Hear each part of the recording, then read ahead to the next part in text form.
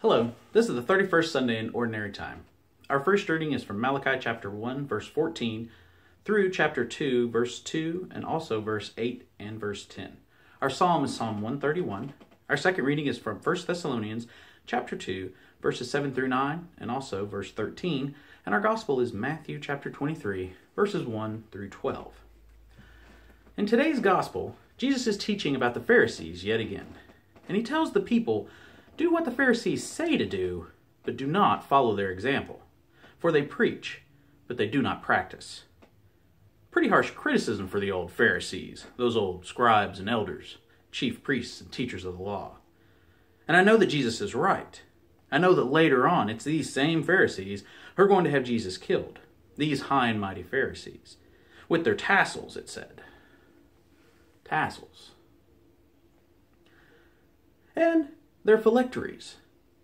Now, I did have to look up what a phylactery is. Jesus says that the Pharisees like to open their phylactery, and it turns out it's a little leather pouch that holds little Hebrew texts. Jewish men wear them at morning prayer to remind them of the law.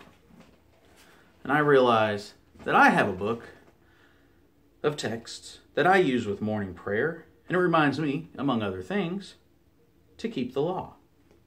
And I'm reminded of what our retreat master talked about at our annual deacon retreat a few weeks ago. He was talking about the chief priests and the elders and the Pharisees, and he pointed out that we deacons and priests are the elders, the leaders of the church, the Pharisees. And I look at my tassels and I look at my prayer book and I think about how during Mass I sit in one of the seats of honor, and how everyone calls me deacon, unless they call me father. And I try to correct them, I say, I'm just the deacon. Father's over there. And then they smile and they say, okay, well, have a nice day, Father.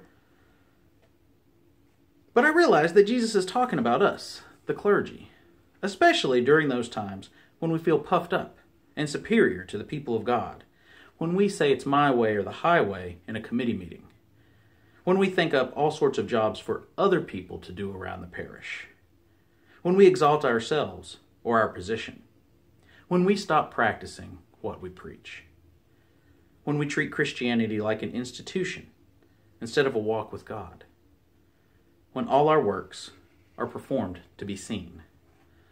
And unfortunately we all know that guy. If you've been to church, pretty much any church, you've probably seen one of that guy.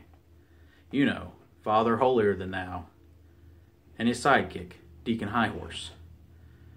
And I don't think that most of us are that way, but I do think that most of us could fall into acting that way at times. And God knows that. He knows that we aren't perfect. He knows that we will make mistakes. That doesn't mean that we turn away from the church.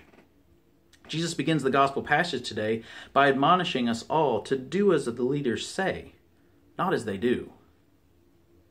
We aren't to let a church leader drive us away from God. Neither are we, as the people of God, to drive others away from the church through exalting ourselves or putting other people down. How often are we like the Pharisees, haughty and self-righteous in our observance of the laws and our public displays of our own piety and holiness, and how we like to point out the shortcomings of others? When we do these things, any of us do these things, we are not being an effective witness for Christ. But there is hope in our readings today. For the Apostle Paul started off as a Pharisee, complete with the tassels and the phylactery. And he knew and observed the law, and he fought violently to protect the law from non-believers. He was there when they stoned St. Stephen, and he was on the way to Damascus to arrest more Christians when God came to him, when Jesus spoke to him, when he encountered the light of Christ on the road to Damascus. And it changed his life. Gone were the tassels. Gone were the phylacteries. Gone was the haughty, murderous attitude. Gone was the hatred of Jesus Christ and his upstart religion. In its place, God fills Paul's heart with love and compassion and a desire, a fire to spread the good news throughout the world, to bring Jesus to the people. Not just to bring Jesus and his message of love to the devout Jews and the Israelites, but to bring the message to the Gentiles as well. To the people that the Jews normally shunned and avoided and hated, to the people outside society. And Paul, in his missionary zeal, traveled all over, spreading the good news of salvation through Jesus Christ. And in our second reading, Paul talks about his time among the Thessalonians. And it shows us how to be a witness for Christ, how to be an effective missionary. He did it with love and with kindness. Paul writes, "We were gentle among you, as a nursing mother cares for her children. With such affection for you, we were determined to share with you not only the gospel of God, but our very selves as well. So dearly beloved had you become to us. You recall, brothers and sisters, our toil and drudgery, working night and day in order not to burden any of you. We proclaim to you the gospel of God." Such a different description than that of the Pharisees. Almost exactly opposite, in fact. So much closer to Jesus' description of us all as brothers. Jesus said, "The greatest among you must be your servant." And thus Paul worked hard so as not to need support from the people that he was sent to minister to. Paul was such an effective missionary because he wasn't puffed up, because he wasn't haughty, because he didn't demand the seat of honor, because he didn't wave his tassels and his phylactery around. He had given up being a Pharisee. Now we all know that you don't have to be clergy to be a Pharisee. We're all just easier to spot because of our tassels. But there are plenty of lay teachers of the law out there. We all, in fact, get up onto our high horse occasionally. And so, brothers and sisters, I would urge you today to lay down your phylactery,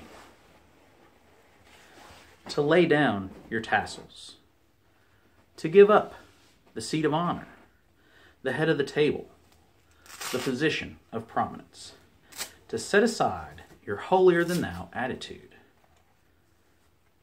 and your very public displays of piety. Become the servant that Jesus tells us to be, and practice what Jesus preaches. Follow the example of Paul, not that of the Pharisees. Become an effective witness for Christ. Let him light a fire in your heart. Share him with all the world.